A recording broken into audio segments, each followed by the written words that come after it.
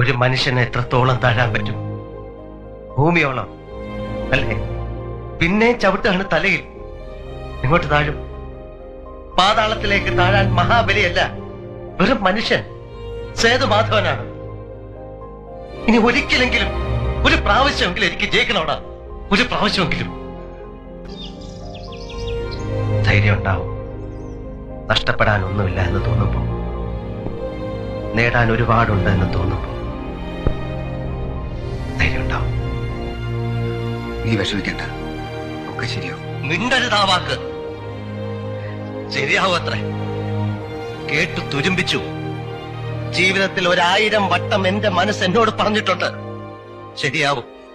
എന്റെ അമ്മ, അച്ഛൻ, പെങ്ങന്മാര്, അനിയൻ, ദേവി, നീ, അങ്ങനെ എല്ലാവരും പലവട്ടം പറഞ്ഞു ശരിയാവും. എവിടെ എവിടെ ശരിയായി? ശരിയാവില്ല.